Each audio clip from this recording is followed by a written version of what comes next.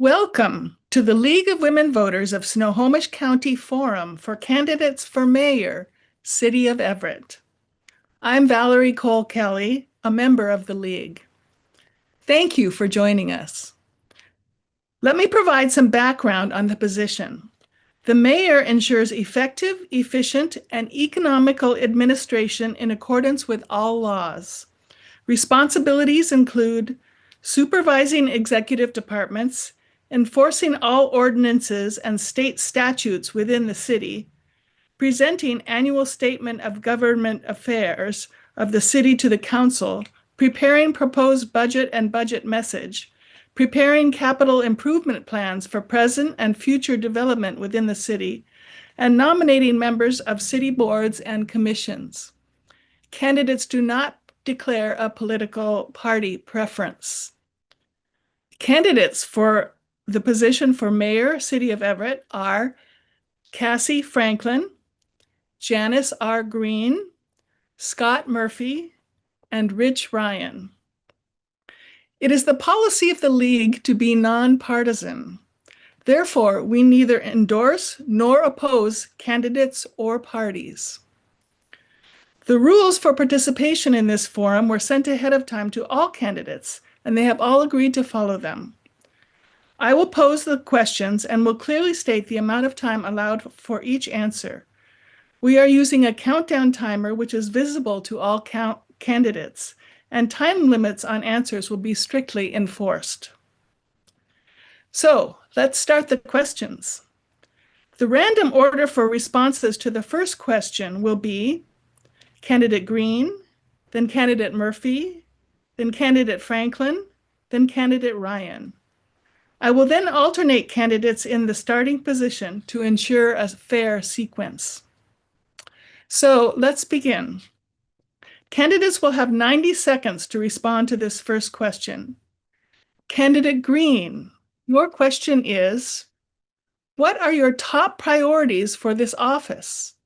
Please explain why you are focusing on these priorities. And again, you have 90 seconds. Candidate Green. Thank you. My top priorities are one, public safety, and public safety means that we have safe and connected communities. My next priority is also housing and childcare, those things that make life bearable and easy in our communities. And economic development. Economic development is very important across the board. So to say a little bit more about that, we're talking about housing development. Housing, we're looking at making sure that people are able to stay in the houses that they have, the houses that they have, the houses that they, or be able to purchase houses in this area. Right now, what we see is it's so expensive that people are being priced out, pushed out, and the people that live here and work here and cannot necessarily afford to live here. We're looking at childcare and how childcare is taking up the budgets of many of our families so that they're not able to work or they're not able to work or most of their resources are going toward childcare. And with public safety, I think public safety begins with compassion. So when we're talking about public safety, honestly, we need to make sure that we're being compassionate with it, that we understand that when people are not able to survive, not able to have their, I think I'm out of time.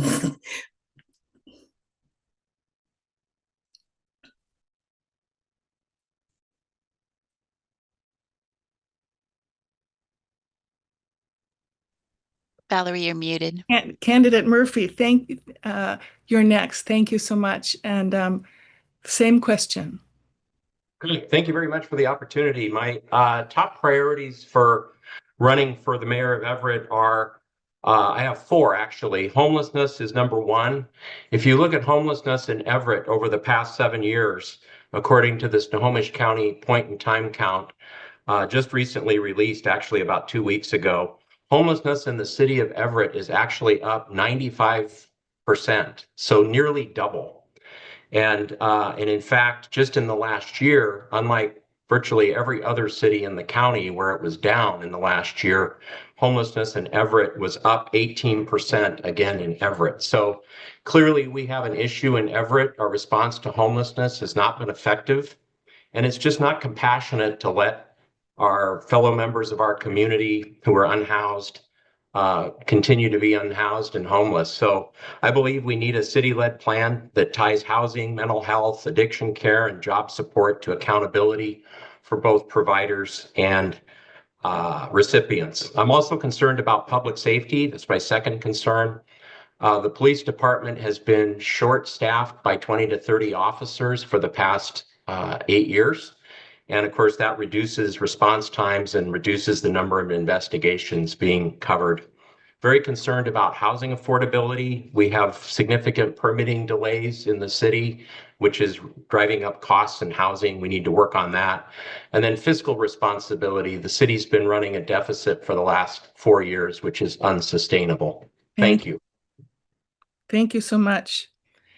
Candidate Franklin, your response. Hi, yes, thank you so much for the opportunity to be a part of this forum. My top priorities remain the same as they were since 8 years, public safety and economic growth and vitality that both ensure a high quality of life for our residents as well as a sustainable future for our city and managing our robust city budget. So I'll start with public safety. You know, public safety is so much more than policing. It's a prevention and partner work we do in partnership and being present in for our community. Youth violence prevention and safety is a top priority. Addressing the fentanyl and behavioral health crisis with compassion and accountability, and pedestrian and bicycle safety are key parts of our public safety strategy. Economic growth and vitality is all about housing, streamlining permitting, making sure that we have housing at all price points for everybody in our community, increasing businesses in our city, which we've done. We've tripled the number of business licenses. We've added 3,000 housing units since I've been in office, and just creating a robust economy through culture, arts, and events.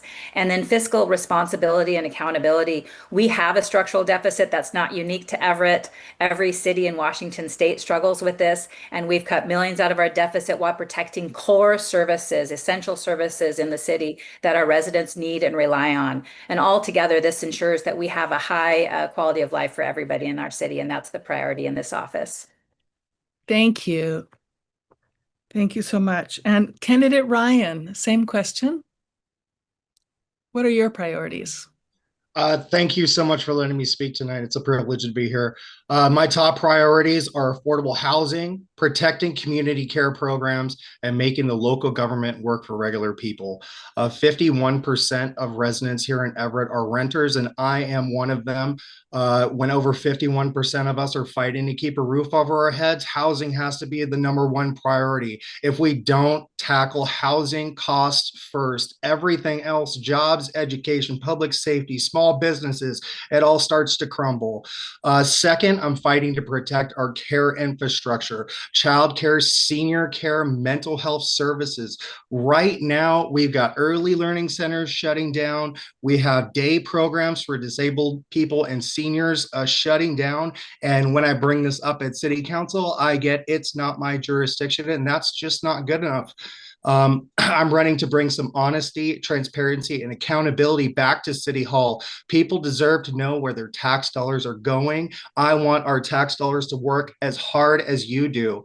My priorities are quite simple: putting families first and making sure Everett is a place where we can thrive, not survive.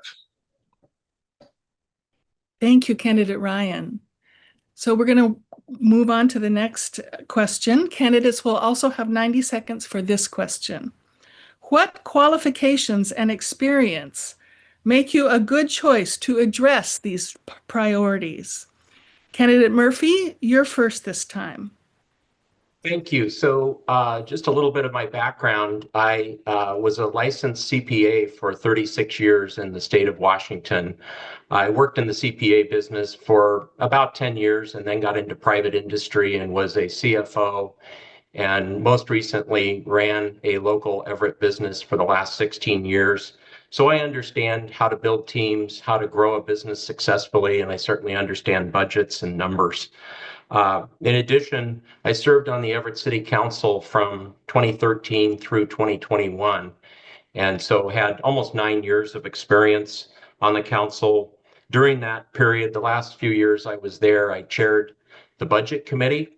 I was elected by my colleagues on the council, given my background in business and finance and accounting. And so I believe I have the experience to deal with our really difficult budget challenges that we have in the city. Again, I was president and chief operating officer of a local longtime Everett business founded in 1892, a company called Goldfinch Brothers. I grew that business from 2008 to 2024, from about 75 employees up to about 200. So I understand that you can't cut your way to prosperity, which is what we've been doing in the city the last few years. You have to figure out how to grow your revenues and build a team and deliver those core services to our community. So those are the qualifications that I think bring me to the mayor's office. Thank you. Thank you so much. Candidate Franklin, same question. What experience and qualifications make you a good choice to address these priorities? Yeah, thank you, Valerie. I've been mayor for the last 8 years, so I'm the only candidate with the executive experience of running a full service city of 1,200 plus employees and a budget of about $644 million. We have 20 different business lines and a very complex budget to manage and a lot of different programs to lead through. I also am the only candidate that has led us through a global pandemic, the first Trump administration, the Biden administration, and now the second Trump administration. I have partners and relationships at the state level and the federal level from my years of experience. And I'm endorsed by our staff at the city. I'm endorsed by the police department, the fire department, AFSCME, who are the working professionals that are the public servants that keep our city running every day. Prior to being mayor, I ran a nonprofit, and in all honesty, that's a very good training ground for running a city. Nonprofits in this community, you have to operate with a lot of transparency. You have very limited resource, and you have a critical mission to achieve. And at that organization, I managed a team of 100 people at 5 different sites and had youth's lives in our hands. And then in my time as mayor, I am also serve on multiple executive boards. I'm on the Sound Transit Board and the Executive Board, the Greater Seattle Partners, the Economic Alliance of Snohomish County, Puget Sound Regional Councilor, and so I have relationships across the board with all of our elected leaders in the state. Thank you. Thank you. Thank you so much. Okay, candidate Ryan, you're next. Same question. Thank you. I'm not a career politician. I'm a working class renter who's had to fight for everything he's got. I ran away from home when I was 12 and I lived on the streets for multiple years. And, I clawed my way back with the help of a community. That experience taught me resilience, but it also taught me exactly what works and what fails when it comes to housing, addiction, and poverty. I've spent 20 years in IT, including healthcare and social services. So I know how to make broken systems work better for real life people. I've coached youth football, I organize music shows for our kids around the community, and I step up when my neighbors need help. My life has never been about climbing a political ladder. It's been about standing shoulder to shoulder with the exact people who are getting left behind. And that's what I'll bring to this mayor's office is grit, honesty, and everyday common sense. Thank you. And candidate Green, same question. I also have not run for political office. I understand what goes on in the community. I have a long track record of working with community, working side by side with people in our community. I also come from a factory floor. I started in factory floor. I moved into CEO opportunities and working with small businesses across the globe, and most recently working with women businesses at Women Business Enterprise Council Pacific. I helped those women realize $12 billion in in contracts. So I've been working also with small businesses for decades. I work with small businesses through Boeing, help them also with economic development. One of the things I think that's different about me is that I haven't held office, but I've been very, very active in the community. I hold a PhD in strategy, which I can use across the board. I'm very connected with workforce policy. I'm the chair of the County Future for Workforce Alliance Board. I also have brought labor and business and education leaders together to create apprenticeship programs and connect residents to good careers. I think one of the critical things for me is that I want to bring community to City Hall, have community be making decisions on all the policy that we have. Thank you. Okay. Timer, please note that the candidates will have 60 seconds for these next questions. Please adjust the clock. And question number 3, 60 seconds. What would you propose to revitalize the downtown area of Everett? Candidate Franklin, you're first this time. Hi, thank you. Well, revitalizing downtown has been something that we've been working on since I took office, and I'd like to report that downtown is really filling up. It's been a top priority for our economic development strategy. We hired a dedicated placemaking manager, and he focuses his energy on downtown. Post-pandemic, we have brought all of our cultural arts, events, and activities to downtown to support the business community. It also ensures accessibility for our residents with public transportation and safe roads for those that are using walkers or wheelchairs or strollers. We are working towards becoming a creative district, and that's going to be another great tool. Goes along with our Main Street designation to promote Everett as a tourist destination. Our downtown is perfectly positioned between our waterfront and riverfront, and we've added sporting activities and are working on our beautiful new outdoor event center to be a transitional anchor to our downtown to also support that revitalization. Thank you. Candidate Ryan, same question. Thanks. That's a great question. So first, we need to support our local homegrown businesses, not big chains downtown. We need to make it easier for small businesses to open up shop. Offering storefront improvement grants is a good way to do something like that. We need more housing downtown that regular working folks can afford. The more people that live downtown, the more foot traffic, the more local businesses are going to thrive. I think we need to invest in our public spaces.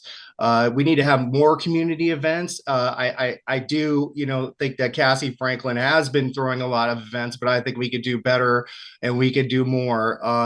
That's a great way to bring revenue into our city. We should be taking, pages out of Edmonds and, some of our other cities, around that are doing these types of things. I know they just had the porch. Thank you so much. Oh. Candidate Green, same question. Well, I would work with council. I would work with council and the city to support arts and culture programming and activate public spaces through city operations. I'll also streamline permitting for downtown businesses and advocate for shared marketing programs. A downtown needs to be walkable, welcoming, and reflect Everett's diversity. I propose policies that balance economic development with affordable housing and make sure the vacancy rates are driven down. But we need housing for workers. Through city departments, I'll ensure safety, cleanliness, and regular events downtown as a destination for families and businesses. And I too think we can take some cues from other downtown areas. I've been to Edmonds, Bellevue, Kirkland, and so there may be some opportunity for us to actually work in those veins where we make sure that we have a walkable. Great. Thank you so much. And candidate Murphy, downtown. Yes, thank you. I agree with having events downtown, and that is a good strategy, but that is highly concentrated on the summer months. And we need a revitalized downtown in Everett that is active year round. So a couple of things I think need to be done. First, we need a downtown that is safe and walkable, and people feel comfortable coming downtown to go to restaurants and various retail stores. So again, I would circle back to some of the public safety concerns. Our police department has been really short-staffed for the past 7 years, and that gets down to even just our bicycle patrols. I understand we used to have four, now we're down to maybe one. So having the bicycle patrols really helps. But another part of this is streamlining the permitting process. I just met with a coffee shop owner in Everett who just opened a few weeks ago, and it literally took her 14 months to get her business open. We have to streamline and have a more friendly business process in the city of Everett to help small businesses to open Thank, downtown. thank you so much. And next question. What changes, if any, would you like to see concerning how Everett is run? Candidate Ryan, you're first this time. Thanks so much. I want to end the "it's not my jurisdiction" attitude. That people in Everett are really tired of hearing. If you're elected to lead, then I think you should lead and not pass the buck when it comes to our neighborhoods losing services they rely on. When we need a city government that acts like a real partner with county, state, federal leaders, most importantly, the people that live here. That means better communication, more transparency, more neighborhood meetings in every corner of Everett. We need to make it easier on residents to get real answers. Less red tape. We're talking about permitting, how it's taking a long time. That goes with a lot of permitting here in the city. So we need to, a lot of less red tape, and more accountability there. We need our leaders to fight for working families, not just chase shiny mega projects. At the end of the day, we're here to serve the people here. Thank you so much. And Candidate Green, same question. I think we need to have a city hall that works with, not just for people. I'll strengthen civilian oversight and public safety and work with council on policy changes. I'd expand language access and digital tools for civic engagement. I can ensure earlier, more inclusive community input, build a transparency across departments. I propose that policies removing barriers to access and hearing voices from 98201 to 98208 is how we build trust and deliver services fairly. I'll work to ensure that our workforce reflects Everett communities. I think that at this point that we need our community to be upfront, making decisions, being part of the decision making, being part of the policy making, because it's impacting them across the board. I think that that needs to happen. I think that the people here are experts in their own way, and we need to make sure that we hear their voices and their lived experience and make policy based on that. Thank you. And what changes, if any, would you like to see concerning how Everett is run? Candidate Murphy. Thank you. So a few things. First, I mentioned earlier the financial problems that the city has. As recently as 2021, our city had a surplus of over $4 million. And for the last 4 years, the city's been using deficit spending, has spent down our rainy day fund really to an unsustainable level. So I'd like to see more transparency and a more disciplined approach to the city's finances. I think that's really going to be important. Second, I'd like to talk a little about the homelessness again. In the last 7 years, up 95%, literally doubled.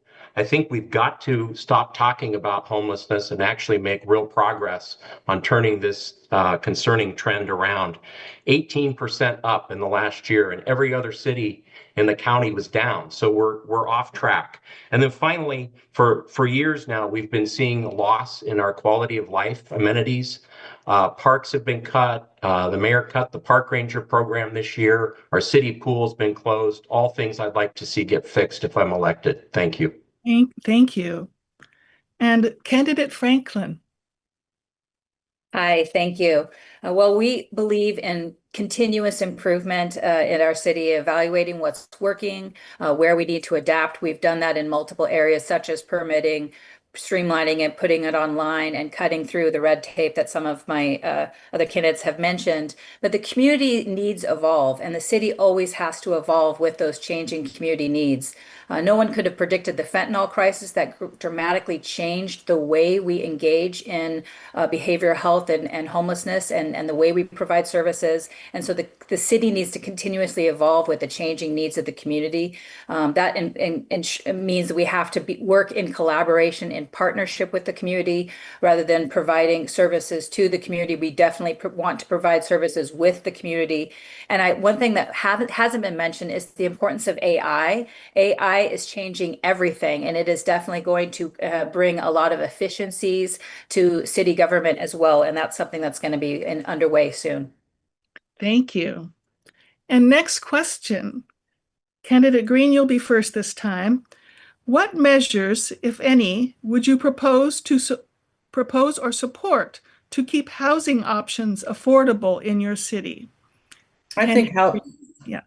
I think housing is public safety, it's economic, it's a moral issue. I propose a housing first conversion fund, converting vacant buildings into affordable housing, potentially 60 plus units from underutilized spaces. I'll advocate for rent stabilization and eviction protections while working with small landlords. And I also partner with nonprofits and labor unions and housing proposals on work with council on zoning reforms for missing middle housing near transit jobs. I know that the city of Everett has done a good job with planning. I think that making sure we move forward, making sure that developers pay their fair share, and making sure that we drive down our housing costs because they're higher than the national average. So we need to work on that, but really looking at making sure that we use those empty spaces, those empty buildings, because they shouldn't have we shouldn't have empty buildings and people living on the streets. So we need to figure out how we use those buildings for housing. Thank you. And candidate Murphy, what would you propose or support to keep housing options affordable in your city? Yes, thank you. So the good news for Everett is that our city is growing. And so we've got strong demand for housing. The problem we have is that housing supply has not kept up with demand. And so that the old law of supply and demand that has driven up costs, and it's becoming a real crisis. So we need to increase the supply of housing. One thing we need to do is streamline our city permitting and planning department. I have heard time and again over the last few months from builders and developers and people who are in this space that while Everett used to have a very smooth permitting department and you could get permits in a matter of a few weeks, now it's totally unpredictable. It takes months and even over a year, 12 to 18 months, I've heard, to get permits to build a house. So we've got to get our permit department fully staffed and trained and be able to accommodate that. I also think we need to lean into the middle housing, which allows more types of housing, duplexes, ADUs, townhouses. That's going to help. And trying to build all those things near transit, schools, and jobs will Thank you help so much. increase. Thanks. And candidate Franklin. Hi, yes. We are fiercely pro housing. Everett needs housing at all price points, everything from additional shelter to CEO housing and everything in between. That's why we have done a number of initiatives, everything from our housing directive in 2020, Rethink Housing Action Plan in 2021, the comprehensive plan that our council just passed that includes inclusionary zoning to protect some communities from gentrification and ensure that there's affordable housing, to multiple new home ownership opportunities. I think these are all things that are necessary. The permitting streamline that we have done and continue to do is vital. We've added 6 team members to our permit department and concierge service so that when people are struggling with these ever-changing zoning codes that we have in jurisdictions, that they can actually get the support they need. And fortunately, my background at Cocoon House has helped me also be a great partner for the nonprofit affordable housing developers and go through the process with them as well to add housing in the city. Thank you. And candidate Ryan. Thank you. So we got to look at places where things have worked in the past. Let's take a look at Austin, for example. Austin, Texas has reduced their overall rental cost 22% over the last several years. They used every tool in the toolbox, strong rental protections, vacancy taxes for big landlords who keep units empty, incentives for developers to build homes that people can actually afford, and putting surplus public land to work for affordable housing. We can't just build luxury units, and we shouldn't be building luxury units here and hope that a trickle down works. I know I'm a renter here, and it doesn't work. So, over half of our city rents. So we need leadership that understands, the real plight of renters. Great, thank you. And next question, candidate Murphy, you'll be first, 60 seconds. What actions, if any, should the city take to address diversity, equity, and inclusion policies and practices? Candidate Murphy, you're first. Yeah, diversity, equity, and inclusion is important for our city. It's important that our city staff reflect our community. And so I think in terms of things the city can do, we should be hiring and interviewing from a diverse pool of candidates whenever we're looking to hire someone into our city, in particular when we're dealing with folks who are on the front lines, dealing with our community members, so the police department, the fire department.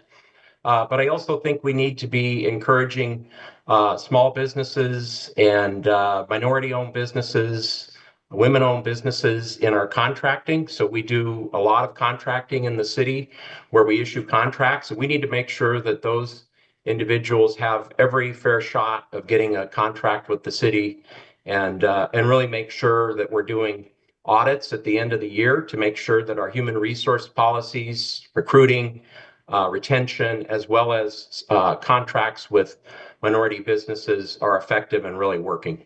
Thank you. And candidate Franklin, diversity, inclusion, and equity.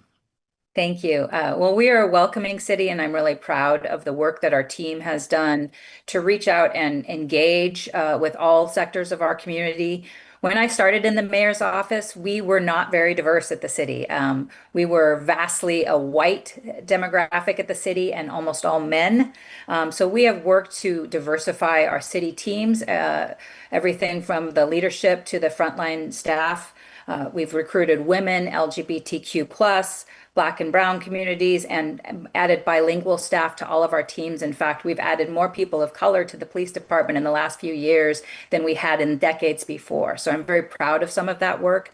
I think what's important is that we make sure that when we're making decisions for the community, that the community that we're making decisions for has a seat at the table. And so we've worked to diversify all of our advisory boards. We've added new advisory boards so that each decision and recommendation that comes to me or our city council is coming from a geographically and racially diverse group. Thank you. And candidate Ryan, your answer, please. We just need to make sure the city hires and promotes people who reflect Everett's diversity. We should be supporting minority-owned businesses and protecting community care programs that lift up working families. When the Early Learning Center closes, or the only adult day health program for disabled people and seniors shuts down, that's an equity issue. Those decisions to shut those things down for our most vulnerable neighbors, that makes it hits them the hardest. So I'll keep equity up front and center so every resident has a fair shot.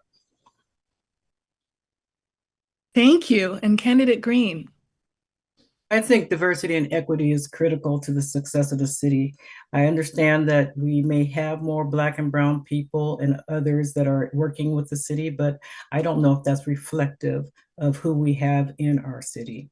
I think that we can expand language access for multilingual communities. We can propose workforce policies reflecting Everett's demographics. We need to take a really hard look at the Civil Service Commission to make sure that people aren't being kept out that should be allowed in.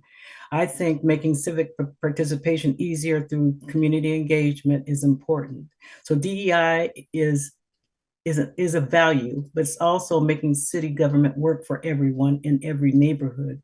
This includes equitable recruitment, bias training, transparent oversight, accountability, and Everett is 40% people of color, and 80 plus languages are spoken at at the school. So over our government overall needs to reflect that diversity. Thank you. And next question. What actions, if any, should be taken to address the effects of climate change in your city? Please explain. Candidate Franklin, you're first. Hi.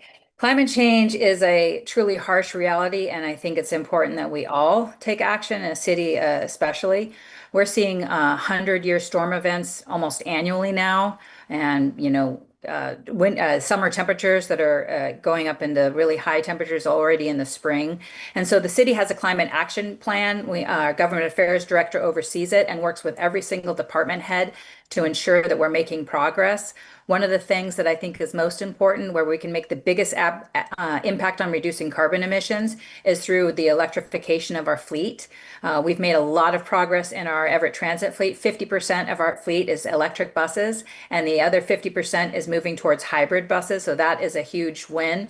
We also have been working to ensure a robust urban forest, make sure that we're a Tree City USA, but we are adding and planting thousands of trees throughout the city through grants, and have a number of programs to encourage that at the city neighborhood level too. Thank you. And Candidate Ryan, same question. We need to look at where things have worked again. And I could take some examples of school districts that have retrofitted their parking lots with solar panels and turn a negative into a positive. So that's what we need to do is, this could be a positive thing. If we start retrofitting things properly, we could take a negative and turn it into a positive. This could be a revenue generation ordeal for us, if we get enough solar panels on the tops of our roofs. And so it's being energy efficient, and some of these old buildings that we have here in Everett, especially in the downtown area, need to be retrofitted. Everett should be a leader in climate resilience. Expanding public transportation, I think, is another way to help our climate change issues. So definitely need to do that. And that's all I got for you. Thank you. And Candidate Green, climate change?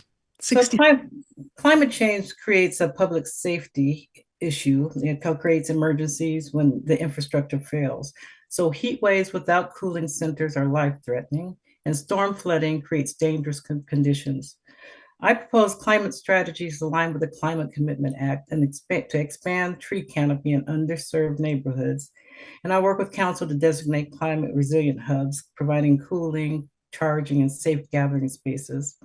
I'll advocate for policies creating clean energy jobs while protecting public health. Infrastructure and emergency response must meet those basic needs. I am concerned when I see the people that are on the street that are homeless and wondering how they get out of this heat. I'm concerned about elders in the same space. Where do they go? Because a lot of our homes don't have air conditioning. So we do have some cooling centers, but I think that we would be wise to take some of our other properties like our schools or gyms and others to make sure that we can provide cooling for our residents. And Candidate Murphy. Yes, thank you. Climate change is here. I'm very concerned about this topic and obviously what's going on in Washington, D.C. I'm even more concerned because funding around this type of issue is and will be cut further. So we're going to have to roll up our sleeves locally. I'm glad the mayor mentioned the climate action plan. I actually worked closely with former council member Paul Roberts when that plan was created. We worked together on that.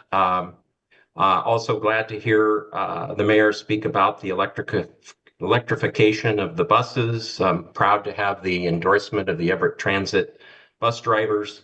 But long term, I think we really need to be planning for sustainability by integrating climate projections into all of our land use, zoning, and transportation decisions, especially as Everett grows and under the Growth Management Act. And I really think we need to engage the community in this work because they have strong feelings and can provide great input to us. Thank you. Thank you.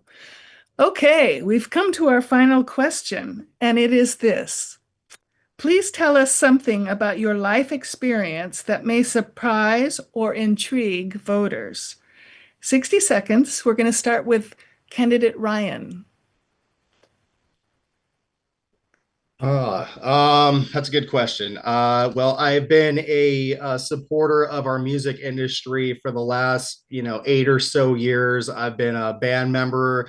I play bass guitar, I sing, and I love music, and it's a big part of my life, and that's what I got. Thank you. Candidate Green.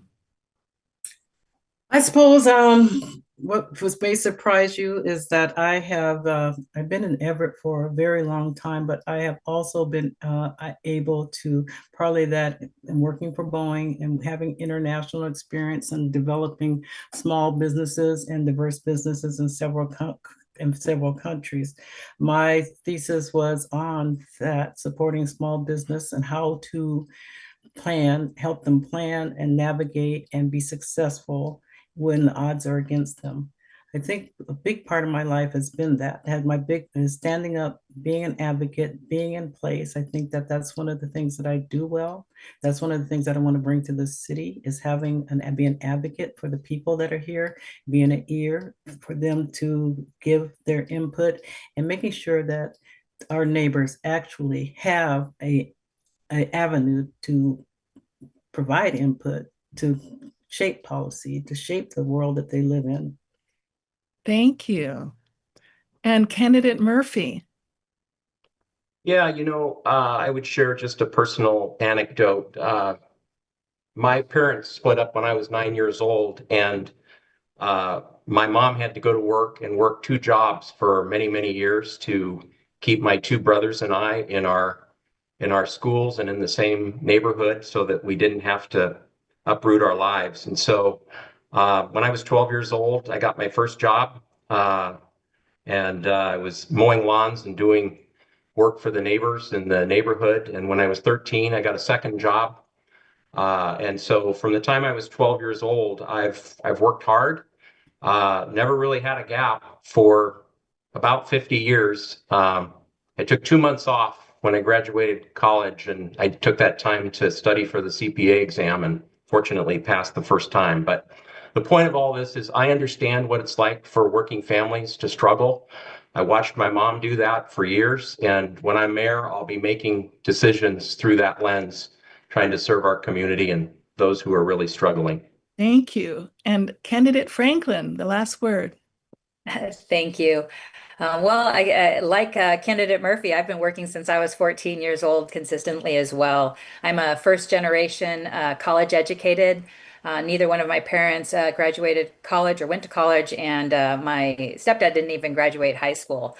So I worked to put myself through undergraduate and grad school, and I worked a crazy number of jobs. I did everything from cleaning houses to elder care to even bartending and DJing. So I had a diversity of career to survive college. And I think that gave me a lot of insight also into what it's like to struggle, whether it was when I was living on $20 a week to try to afford food, or trying to work three jobs and study for finals. And so I love that I have that experience. Part of that experience was also overseas. So I had the complexity of working all those jobs, but also doing it in a foreign language of German. So I just want to say thank you for the opportunity to be a part of this.